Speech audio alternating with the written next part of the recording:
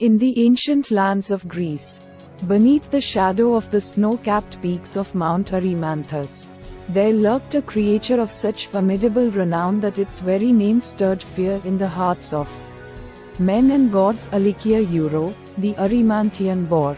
This monstrous boar, with tusks sharp as scythes and eyes burning with a savage fury, ravaged the countryside, uprooting trees and trampling crops, leaving devastation in its wake. Enter Hercules, son of Zeus and mortal Alcmene, burdened with the weight of atonement for grievous deeds committed under the spell of Hera's jealousy. As part of his penance, the oracle of Delphi decreed that Hercules must perform 12 labors, tasks so perilous they seemed fit only for the gods. The capture of the Erymanthian boar was his fourth challenge. Hercules, whose fame for strength and bravery had spread like wildfire across the lands, approached this task with a mixture of resolve and weariness. His journey to the boar Euro's domain was fraught with diversions.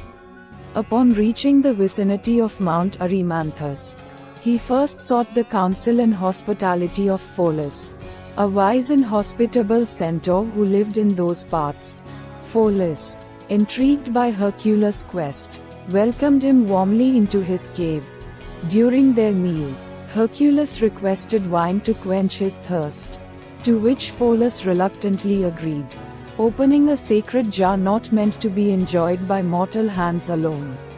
The scent of the vintage wafted through the mountain passes, intoxicating the other centaurs who, driven into a frenzy, attacked Hercules. In the ensuing chaos, Hercules was forced to defend himself, and many centaurs were slain by his unerring arrows, including Pholus, who met a tragic end through an accidental wound from one of Hercules' poisoned arrows. With a heavy heart, Hercules buried his friend and set forth to confront his monstrous quarry. The Erymanthian boar was not an easy beast to track. It roamed the dense, snow-laden forests and craggy ravines, always elusive, always just a shadow and a sound.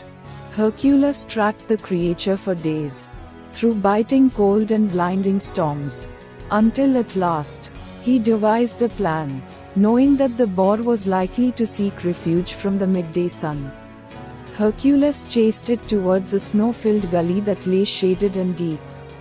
As the boar, exhausted and overheated, slowed in the heavy snow, Hercules pounced, using nets made of the strongest fibers, woven by the fates themselves.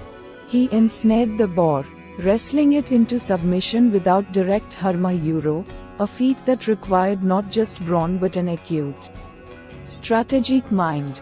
With the boar finally in his grasp, Hercules set off on the long journey back to Mycenae. His return was no quiet affair. The towns and villages he passed through marveled at the sight of the mighty hero, who had tamed a beast of such ferocity. News of his approach reached King Eurystheus well before Hercules arrived at the palace. The king, ever fearful of Hercules' increasing power and the deadly creatures he brought back, had ordered the construction of a large bronze jar, into which he could retreat whenever Hercules returned from his labors. Upon witnessing the formidable size and ferocity of the boar, Eurystheus immediately hid within this vessel, offering commands and decrees from the safety of his enclosure. Hercules delivered the boar as commanded, proving once again his ability to conquer the insurmountable. Yet, each labor, though successfully completed, weighed heavily upon him, for each challenge brought its share of sorrow and suffering, reminding him of his humanity and the relentless will of the gods. Thus, the tale of the Erymanthian boar not only exemplifies Hercules' physical prowess and heroic resolve, but also underscores the enduring trials of his storied labors. A